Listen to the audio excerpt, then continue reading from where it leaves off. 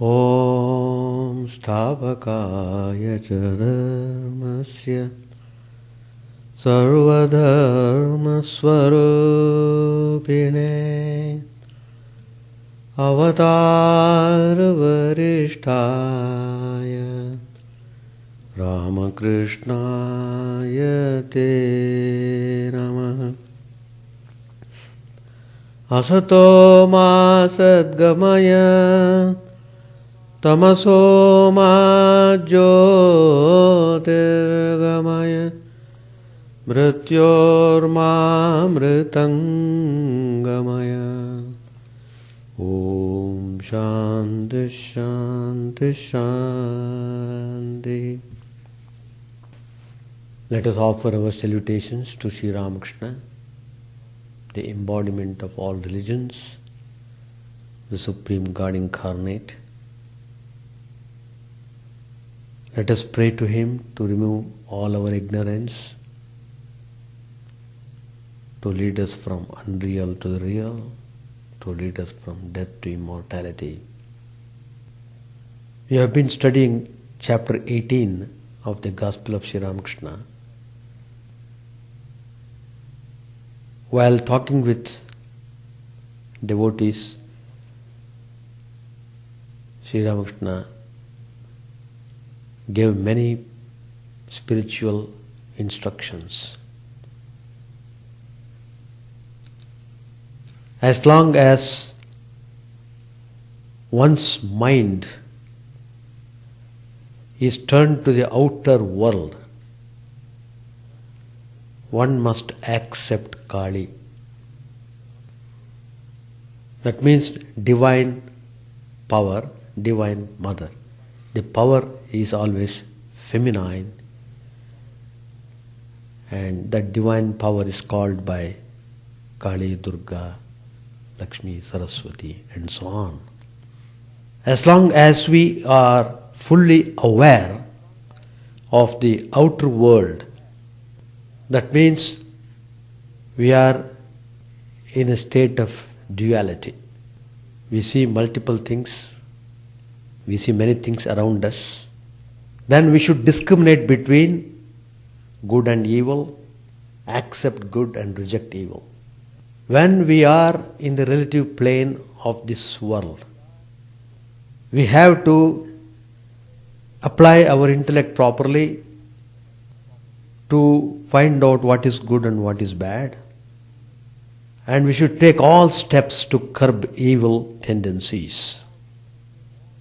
Unless the mind is thoroughly purified, it is very difficult to have any experience in spiritual life. Whether God with form or God without form, it's all immaterial. Any spiritual achievement is to be followed by the purity of the heart. So, the most important point in spiritual life is given to the purification. In short, purification means to make the mind free from worldliness. How far we are able to do that? How far the attachment towards my family, my people, my home, my thing, my and mine, all these things, this possession. How far we are able to disidentify ourselves with these things, that determines the purification of the heart. When you identify yourself to certain things of the world, it means that portion of the mind is given to those things. To that extent, the mind is not done completely pure. So, it is suggested how to get rid of the evil tendencies, how to get rid of the evil atmosphere. Everything has got a place, surrounding, atmosphere, place, everything is very important when it comes to the point of practicing spirituality. It is not simply without reason that the temples are built. It is with the specific purpose of practicing spirituality the temples are being constructed. where the temple services are being done regularly, so that people can have direct inspiration, can feel that presence of God, can feel that divine atmosphere in the place. So anyway, here it is suggested that much singing of the holy names, particularly Ram Nam, Shiv Nam and Krishna Sankirtan and bhajans should be done. By constantly singing the divine names and by consciously doing them, that amounts to purification of the place. Evil spirits cannot stand the name of God. They cannot stand. They are wiped away by the power of the divine name. If evil thoughts come to your mind, don't pay any heed to them. They are impressions of past lives in the mind. And now and then they come to the conscious plane. Be very definite about that and just ignore them. Never pay any attention to any evil thought that might crop up in the mind. Never get disturbed that way at all. If you ignore them, they won't give you any trouble. If you give any attention to them, they become very prominent and they cause all sorts of difficulties. So, pray to the Lord for strength, for knowledge and dispassionateness. These are very important in spiritual life.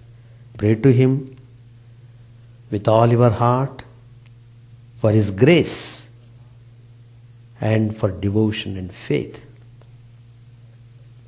If the prayer is done sincerely, if you are praying willingly, honestly, that prayer will be surely heard and it will be responded accordingly.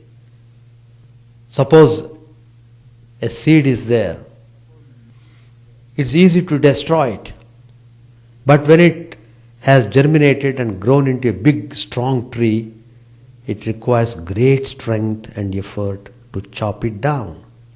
So, we must crush all undesirable and bad desires in their early undeveloped stages. We must keep down undesirable thoughts in the germ state by extinguishing them beneath thoughts of a opposite nature. That is how we should conquer all evil tendencies. Hatred with love, anger with kindness, and so on. In fact, where is the location of the evil? Is it in the world? Where is it? It is not in the world, it is in the persons. A suspicious mind sees evil everywhere. A trusting mind sees only good. A quarrelsome person constantly finds something to quarrel about. Some persons always want to argue. Then there are oversensitive persons. They are always on the defensive. Whatever general statement you make, they take as being directed towards them to attack them. All these are causes of evil. It's all a matter of misunderstanding. If we understand each other better, there will be less evil. To the good, the world is full of good, but to the bad, the world is full of evil. The fact is, the world is neither good nor bad. What I call good, you perhaps call bad, and the reverse. Where is the standard? The standard is in our own attitude towards life. Each one has his own standard, and with increased experience and insight, the standard changes. The pity is that we still recognize evil. When we perfectly good ourselves, the whole world will appear good. We see only the reflection of our own minds. So, the Master says, see the Lord always in everything and you will see no evil. Evil qualities pollute the mind of a person who searches for the lapses and shortcomings of others. Cultivate your discrimination and conscience. How can you struggle against evil tendencies if your intellect is not trained to differentiate between good and evil? First, clear out the rubbish which has entered the mind through the gates of the sense organs, and then put a signboard, no admittance, in front of each gate, says Swami Adbhutananda, one of the direct disciples of Sri Ramakrishna. Those bad thoughts which ignore the notice and still come in, you will have to hand over to the police, which is our conscience. With the help of the police, you must evict the impure tendencies from the mind and then install the Lord there. Swami Vivekananda ji, another direct disciple of Sri Ramakrishna, he said, Sri Ramakrishna is a living embodiment of purity. Contemplate on him. Repeat his divine name. That will make you free from all evil thoughts. The mind goes up on a higher plane. The Kundalini is roused. Never give way to evil thoughts. When they come, pray earnestly to the Master, and you will be rid of them. So, this is the most important, significant teaching of Sri Ramakrishna. As long as we are conscious of this world, as long as we are in this world seems to be real. So, how to manage when we are in this world? We have to be intelligent and use our faculties properly. So, there will be always light and darkness, good and evil. Select the good, reject the evil. Secondly, Sri Ramakrishna said, follow one path rightly, then you can reach God. Then if you want, you can learn about all the other paths. It is like reaching the roof by some means or other. Then one is able to climb down by the wooden or stone stairs, by a bamboo pole or even by a rope. But when you are on the path, have a definite path, don't deviate yourself here and there. Go straight in that path until you reach the goal. Then all the things will be clarified. No need to worry about them. You will know the whole secret. Whatever path you may follow, reach the same goal. A jnani, a bhakta, a man who is adept in meditation, the man who is adept in selfless service, they all meet at the same point. Realization of God. Experiencing the divinity of the soul. Unity of existence. But if you keep on changing the path, instead of going forward, you will not be able to move an inch forward. You will be just moving about here and there, getting more and more confusion, and the mind gets into a state of utter confusion. So, Sri Ramakrishna points out, there are so many paths. Let there be any number of paths. You follow what path you want, go ahead. Don't criticize about other paths. Don't try to know what is there in that path. Don't poke your nose here and there. Pay attention to your path. Go straight. It's very important teaching. First you attain peace of mind.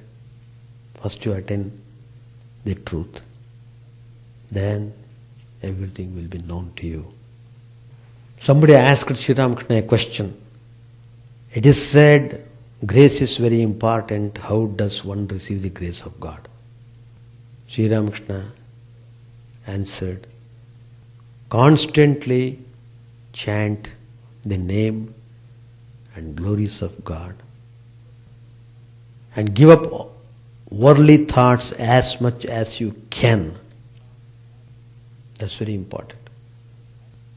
What is happening is our worldly thoughts outweigh our thoughts on God and spirituality. So, you can't expect any progress. So you have to prepare yourself to receive the grace. That means spiritual discipline is essential. If you say, I can't do that, then I will say you will not get it. Finished. Question is answered. Why? Swami Chidananda, one of the direct disciples of Sri Ramakrishna, in the course of his talks with disciples, he said, God sees your mind. See how important it is, how the important position is given to the mind, but how we have neglected the mind. God sees your mind. He becomes gracious where he sees sincere craving. And Shivanji Maharaj says, there is no injustice in his domain. One can see him just because he condescends to reveal himself out of his infinite mercy. This is his grace. Not only does he love his devotees, but he is a very ocean of compassion. I am telling you, as long as you are in the realm of the creation, you will have to accept the forms of God. There is no other way. You can understand God only through your own feelings. You need to know what is compassion. You need to know what is meant by love. Then only you will be able to comprehend the truth. Swami Subodhanandaji, another direct disciple of Sri Ramakrishna, he said, when we see the sun, how do we see? We see it with the sun's own light. No other light is required for that. Thus also we see the Lord through His grace alone. Another direct disciple, Swami Ramakrishna said that it is very important that we hold on to our regular spiritual disciplines and be ready to receive God any moment. Be waiting for the God's grace to come upon. His grace dawns when He sees that we really love Him and want Him only and not lust and gold. If you are running for lust and gold, that means you really do not want Him. You want Him so that He may give you little more gold, little more things to enjoy, little more good body, good tongue to eat, good senses to enjoy more pleasures. That's all. To that extent you want God. Then you pat on God. When the mind is entirely engrossed with worldly objects, what's the use of making a lip prayer to God? Your whole life you may be praying, but yields no fruit. Such shallow love cannot move the heart of God. You must get rid of hypocrisy when you come to God. The mind will be pure and simple when there is no hypocrisy, like that of a child. If you are able to maintain that level, you will be blessed with His grace. Another important teaching Sri Ramakrishna said, too much reasoning injures the spiritual life. Too much of reasoning. Morning to night, keep on talking. Even 24 hours is not enough. Cry to God with a longing heart. The first thing necessary is the vision of God. Then comes reasoning about the scriptures and the world, whatever you want, you reason out afterwards. First you do the first thing.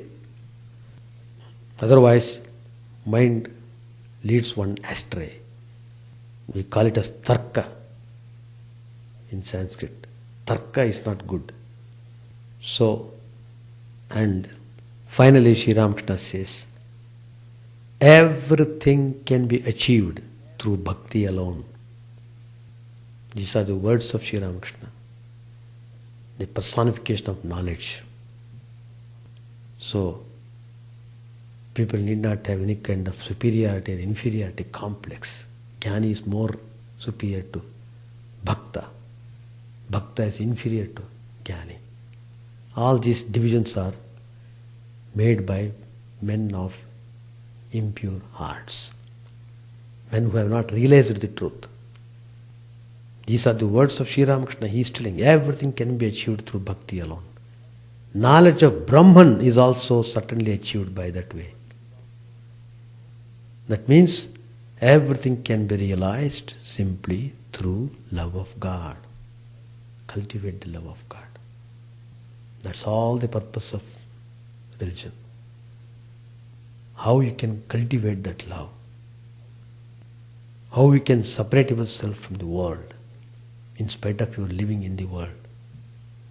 How you should dissociate yourself from worldly ties even though you are bound by chains of bondage.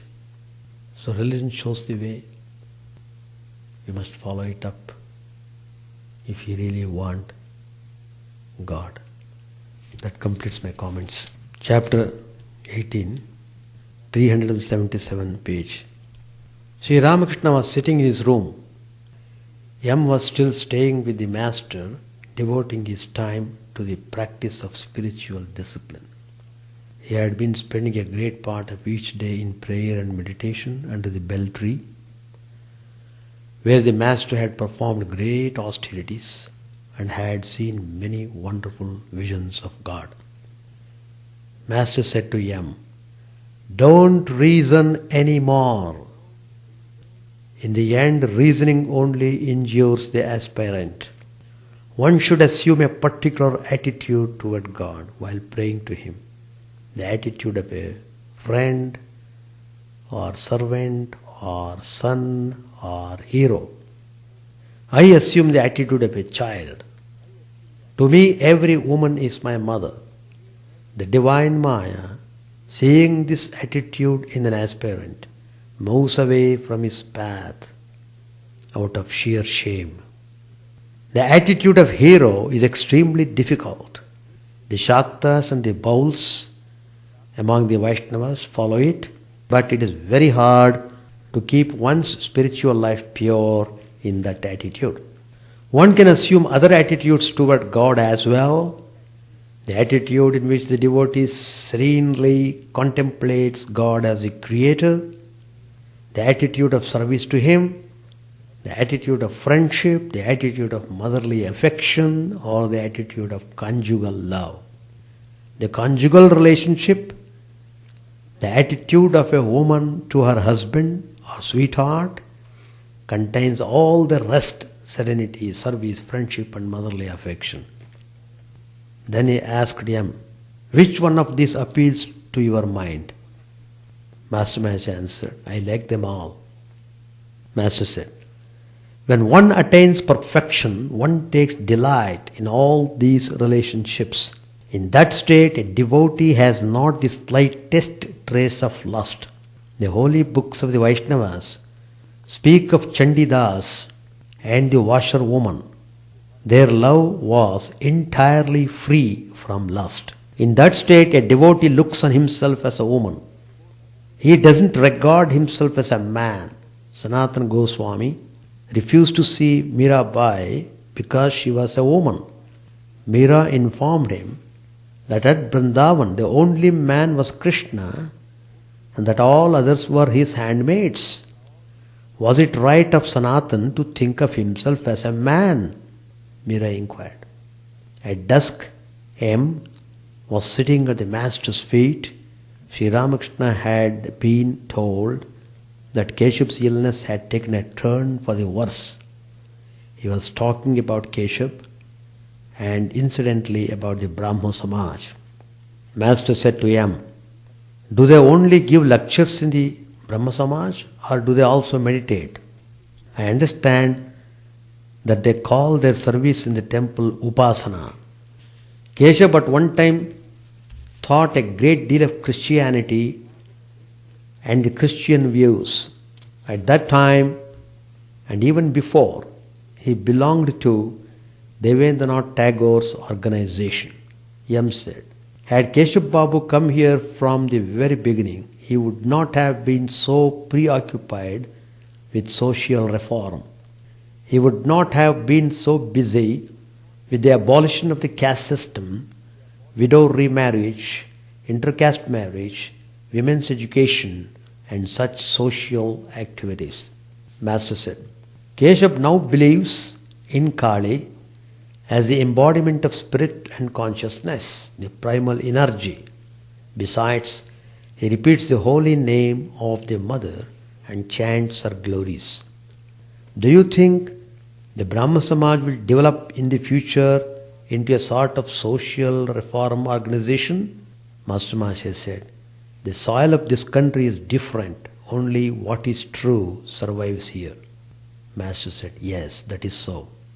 The Sanatana Dharma, the eternal religion declared by the Rishis, will alone endure. But there will also remain some sects like the Brahma Samaj. Everything appears and disappears through the will of God. Earlier in the afternoon, several devotees from Calcutta had visited the Master and had sung many songs. One of the songs contained the following idea: O Mother, you have cajoled us with red toys. You will certainly come running to us when we throw them away and cry ourselves hoarse for you. Master said to him, how well they sang about the red toys. Master Maharaj said, yes sir, you once told Keshav about the red toys. Master said, yes. I also told him about the Chidakasha, the inner consciousness, and about many other things. Oh, how happy we were. We used to sing and dance together. It was the 23rd day of M's stay with Sri Ramakrishna. M had finished his midday meal about 1 o'clock and was resting in the Nahabat when suddenly he heard someone call his name 3 or 4 times. Coming out, he saw Sri Ramakrishna calling to him from the veranda north of his room. M saluted the Master and they conversed on the south veranda. Master said, I want to know how you meditate. When I meditated under the bell tree, I used to see various visions clearly. One day, I saw in front of me money, a shawl, a tray of sandesh, and 2 women. I asked my mind, do you want any of these? I saw the sandesh to be mere filth. One of the women had a big ring in her nose. I could see both their inside and outside, entrails, filth, bone, fish, flesh and blood. The mind did not want any of these: money, shawl, sweets or women. It remained fixed at the lotus feet of God. A small balance has 2 needles, the upper and the lower. The mind is the lower needle. I was always afraid lest the mind should move away from the upper needle, God. Further, I would see a man always sitting by me with a trident in his hand. He threatened to strike me with it if the lower needle moved away from the upper one. But no spiritual progress is possible without the renunciation of lust and gold. I renounced these three: land, wife, and wealth. Once I went to the registry office to register some land, the title of which was in the name of Raghuveer. The officer asked me to sign my name, but I didn't do it because I couldn't feel that it was my land. I was shown much respect as the guru of Keshav Sen. They presented me with mangoes, but I could not carry them home. A sannyasi cannot lay things up. How can one expect to attain God without renunciation? Suppose one thing is placed upon another. How can you get the second without removing the first? One must pray to God without any selfish desire, but selfish worship, if practiced with perseverance, is gradually turned to selfless worship. Dhruva practiced tapasya to obtain his kingdom, but at last he realized God. He said, "Why should a man give up gold if he gets it while searching for glass beads?" God can be realized when a man acquires sattva. Householders engage in philanthropic work such as charity, mostly with a motive. That's not good. But actions without motives are good. Yet it is very difficult to leave motives out of one's actions. When you realize God, will you pray to Him, "O God, please grant that I may dig reservoirs, build roads, and found hospitals and dispensaries"? After the realization of God, all such desires are left behind. Then mustn't one perform acts of compassion such as charity to the poor? I do not forbid it. If a man has money, he should give it to remove the sorrows and sufferings that come to his notice. In such an event, the wise man says, "Give the poor something," but inwardly he feels, "What can I do? God alone is a doer, I am nothing." The great souls, deeply affected by the sufferings of men, show them the way to God. Shankaracharya kept the ego of knowledge in order to teach mankind. The gift of knowledge and devotion is far superior to the gift of food. Therefore Chaitanya Deva distributed bhakti to all, including the outcast. Happiness and suffering are the inevitable characteristics of the body. You have come to eat mangoes, fulfill that desire. The one thing needful is jnana and bhakti. God alone is substance, all else is illusory. It is God alone who does everything. You may say that in that case man may commit sin, but that is not true. If a man is firmly convinced that God alone is the doer and that he himself is nothing, then he will never make a false step. It is God alone who has planted in man's mind what the Englishman calls free will. People who have not realized God would become engaged in more and more sinful actions if God had not planted in them the notion of free will. Sin would have increased if God had not made the sinner feel that he alone was responsible for his sin. Those who have realized God are aware that free will is a mere appearance. In reality, man is the machine and God its operator. Man is the carriage and God its driver. We shall stop here. You see, as long as you are in this world, as long as you are associated with your ego, as long as you are an individual being, as long as you feel you are still in embodied state, you are under this realm, then one has to take recourse to prayer, etc. Otherwise, what happens? It is not possible to practice spirituality without even prayer. But the point is this: what do you practice? In fact, the practice is, I am not this, I am not this. Well, if you are able to stand on that attitude firmly, and if you are able to negate all the duality, wonderful. May God bless you. But is it possible to have that stability in the beginning stage when you are all the time conscious of your body and mind? When you are running after here and there, see, you may be sitting for some time for meditation, suddenly the thought comes, you remember something in the home, so immediately you back off things and go back. So if you are firmly convinced that there is nothing to run about, I am here to concentrate upon my own self and nothing else is real, self is the only thing that is the substance, so I am at it, I don't want anything else. So I don't want anything else. That attitude, act of meditation is also a kind of prayer. Even though you may not be praying in the way how the devotee feels towards his Ishtadevata. In your case, the Ishtadevata is none other than your own self. But even then, you are approaching, the very approach to your own self is to be understood as a prayer. I feel that way. But as long as you are in the dual state of consciousness, that's what Sri Ramakrishna says. When you are in this world, when you are seeing this world as reality, what Shankaracharya calls it as Vyavaharika Satya, 3 degrees of realities. When you are conscious of this Vyavaharika Satya, you have to behave accordingly.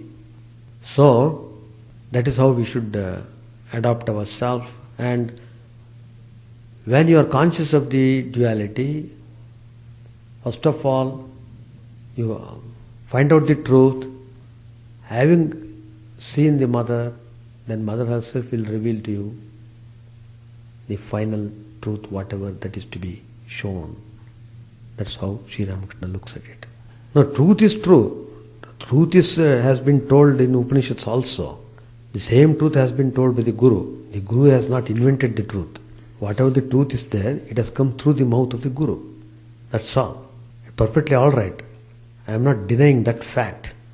What I am telling is, as long as you are in this world, you can't refuse, you can't reject the divine power, the divine Shakti or divine mother, she calls it.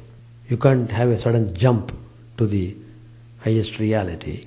But it doesn't mean that generally he is speaking. In a general way he is speaking like that. Probably you may be exception. Right. Now what I am telling is, as long as you are confident, you are master of your mind, everything is okay. But when you are not master of your mind, but then when you are struggling to get your mastership, then you need some help, you need some guidance, you need some assistance. All those things are required. So all those things are supplied by the divine power. So you are propitiating the divine power not for any other purpose, but only to realize the truth. So if the purpose is pursued sincerely, then you will feel the effect of it. No, that is one interpretation. The one interpretation is everything is done by God only. That's true. But how to understand it? Though everything is done by God's will, how to understand it and apply it in our life? In that case, you should not get disturbed at all for anything. If everything is done by God, then you must be perfectly in a equanimity state. Then how it is possible? And when you say the restlessness of the mind is also due to God, if you say like that, then why should you feel perturbed because you are identifying yourself with the mind? If you don't identify with the mind, then you should not get disturbed at all. Then the question of disturbance should not arise there. Because when you are not of the mind, suppose you think mind as a separate thing. Whatever things might happen, it won't affect you because you are not identified with the mind. But as far as we see, it's only theoretical knowledge. In theory it's all right, but in practice we identify ourselves with mind, we are part and parcel of the mind. Mind is part and parcel of ourselves. So if you are able to completely part with the mind, you must be able to have the realization this very moment. You must discard this body and mind once and for all. There is no question of hanging on to this body and mind which is not yours, which has nothing to do with you, the essence. Then why should you hang on? The very fact that it is hanging on, the very fact that a person is propelled by fear, etc., shows that he needs to be purified. How mind by itself cannot function? Mind by itself, mind is a dead matter actually. Mind activates only when the consciousness is associated with it. Only when you are associated with the mind, then only mind becomes activated. Otherwise mind is just like any other instrument. Jnanendriya, that's all. As long as the body continues to live, ego remains there. There's no doubt about it. When you say, my mind, what do you say, my, that is called ego. Mind is different. Actually, in Vedantic terms, ahankara, manas, they separate it. They won't call mind and ego same. Yeah, because when you say my mind, that means mind is different from you. That when you say I, that I is none other than your own self. But that you have to realize it. To realize that you have to go beyond the mind. You have to transcend the mind. To transcend the mind, you have to undergo disciplines. That's what we say. But transcending the mind is a problem here. Though we know it should be done, how to do it? Unless the mind is purified in a proper way, you can't transcend the mind. How to get the mind? You may say, I am not bothered about the mind. No. By saying I am not bothered about the mind will not solve the problem. As long as you are with the mind, simply saying I am not bothered will not solve the problem. As long as you are living with the family, you can't say, even though the child may be crying, I am not bothered. No. It bothers you. So, like that, association bothers you. You can't deny it. As long as you possess it, it bothers you. If you don't possess it, it won't bother. That's true. So to get rid of that possessiveness, what are the methods adopted? That's what Mahatmas give instructions. It's perfectly alright. What Sri Ramakrishna said, follow one path directly, very good. But even the Advaitins, even the followers of non-dualistic philosophy also, they have got their own prayers. For example, Nirvana Shatka, composed by Shankaracharya. I am not this body, I am not this. It's a regular prayer to the Paramatma Supreme Self. That's also a prayer. The point is, we are engaging your equipment towards realizing the truth. Engaging the equipment towards realizing the truth is considered prayer. Engaged in a proper way, we call it as prayer. Consciously doing. That's what I feel. Now that is true. The Kundalini Shakti means it's a spiritual power awakening, which leads you towards realizing the ultimate goal more fast. That's all. Some power is required. That Kundalini power is very important for spiritual awakening. For spiritual awakening, if the mind is in a tamasic state, you can't expect realization of God. So to become fully aware and to become completely absorbed in the divine thought, you require some force. That force is Kundalini Shakti. And while going through that path, by you may have so many other experiences, but they may come, but you are not bothered about them. They come only to indicate you are going in a right direction. That's all. You don't take them. They come and they go. You see, when you are walking in the street, there are so many things you see, but you don't care for them. Just you go. You take it for granted. Yeah, it is natural. The buses go, the people, cars go, etc. When you go in a particular highway, you know in that highway what things happen. In a particular highway, how gang people always make noise, etc. In marketplace, if you go, you know it. In marketplace means it's like that, so you are not bothered about it. But you know what it is. In the same way, when the Kundalini power arises, it only opens the gates to give you the joy, immense joy. But don't stop at that. Continue your journey. Joy is infinite. So in joys also, grades of joys are there. Just like there are so many sweets. Each sweet is wonderful and every sweet has got its own taste. You can't compare at all that way. Yeah, then any other? Different approach. One may straight away start meditation without prayers. The other man may start meditation with prayer. The third man will read some scriptures, then make some prayers, then start meditation. So there are various types. It all depends upon one's own taste of practice, that's all. Now when one realizes the ultimate reality, there is no question of the individual coming up again. What is that individual after all? The individuality or the individual being is nothing but the involved Atman, the spirit, the consciousness in its original state. It was bereft of all these things on account of some factor which we don't know, which we call it as Maya or ignorance, whatever may be the reason, whatever may be the word you use. The being comes into being. An individual being is nothing but a soul identified with body, mind. When this gross body goes, the soul goes with the subtle body. The subtle body is the mind. So mind always remains with him until and unless he realizes the final truth. So then mind gets dissolved. Then he is one with Brahman. He feels everything is himself. That's what Mahavakya says. Everything is yourself. But before realization, it's only a word for us. But once you realize it, you will feel the immense joy out of that. So you don't have any kind of individuality there. See, ocean. What kind of individuality ocean can feel? It can only say, I am ocean. That's all. As long as you want to be with the mind, there's always the danger of coming down and entangling yourself in something or other. So there is no question of, so you might have got a purified mind, but it doesn't mean that the purified mind will be there forever. For some reason it may get tainted again. And because you are associated with that mind, you are dragged down. So the dragging down, that's what we are doing, back and forth we are coming to this world. So you can't avoid it. If you want to avoid this back and forth, you have to mercilessly dissociate with your mind.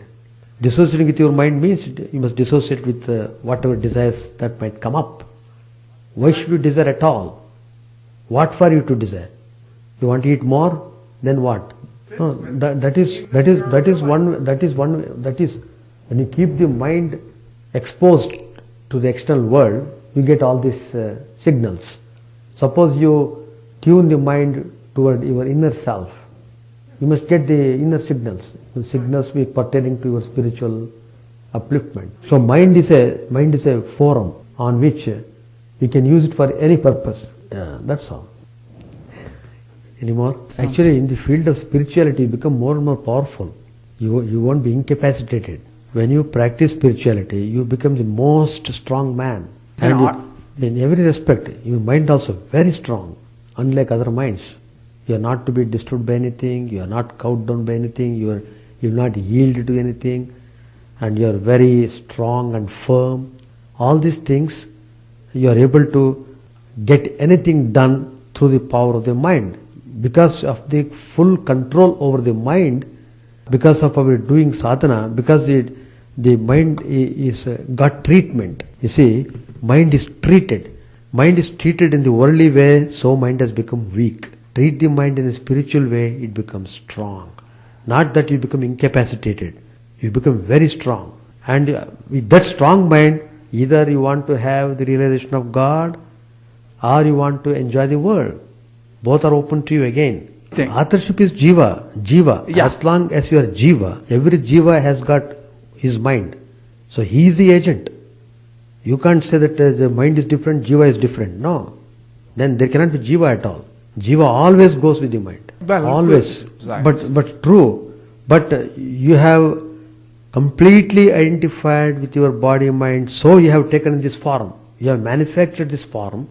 That means you are encased in this form. How can you say that the mind can act in its own way? Mind cannot act in its own way. That's what I am telling. No senses or sense organs can act independently without the cooperation or consent of the soul.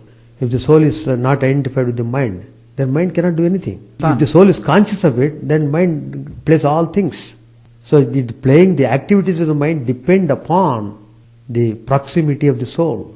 So without the soul, the mind or body cannot function. That's what I mean to say. So when you develop spiritually, you become more and more strong. You will never be incapacitated, and that is how you go from lower truth to higher truth.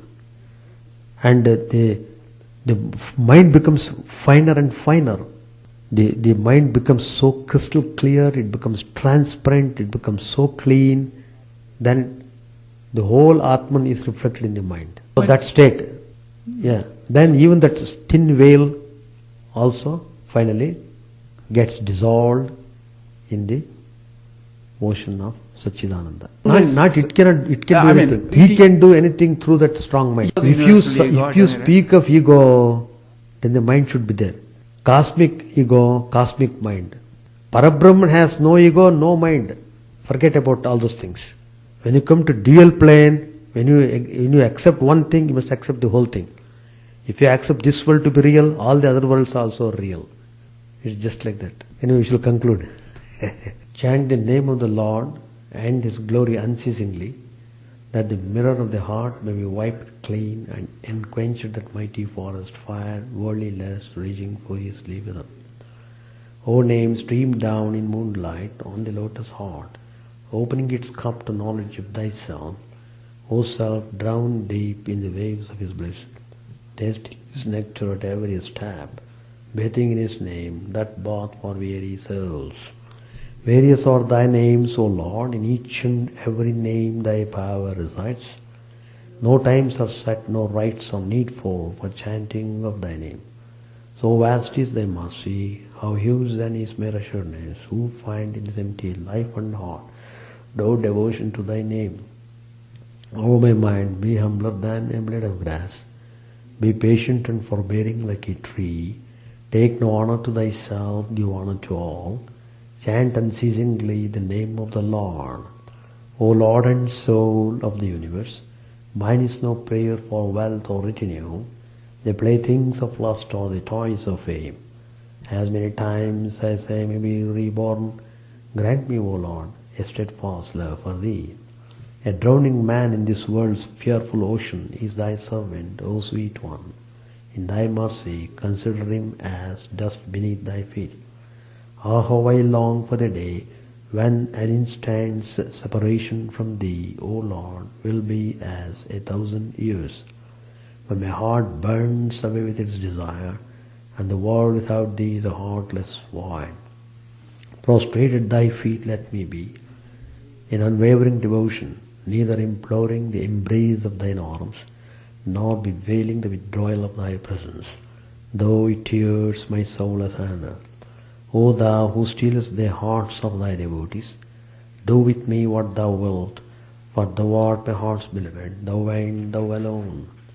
O Lord, lead us from the unreal to the real, lead us from darkness to light, and lead us from death to immortality. May all be free from dangers, may all realize what is good, may all be actuated by noble thoughts, may all rejoice everywhere. May all be happy, may all be free from disease, may all realize what is good, may none be subject to misery.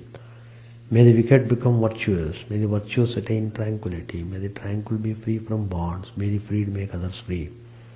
May good betide all people, may the sovereign righteously rule the earth, may all beings ever attain what is good, may the worlds be prosperous and happy, may the clouds pour rain in time, may the earth be blessed with crops, may all countries be freed from calamity, may holy men live without fear, may the Lord, the destroyer of sins, the presiding deity of all sacred works, be satisfied, for He being pleased the whole universe becomes pleased, He being satisfied the whole universe feels satisfied.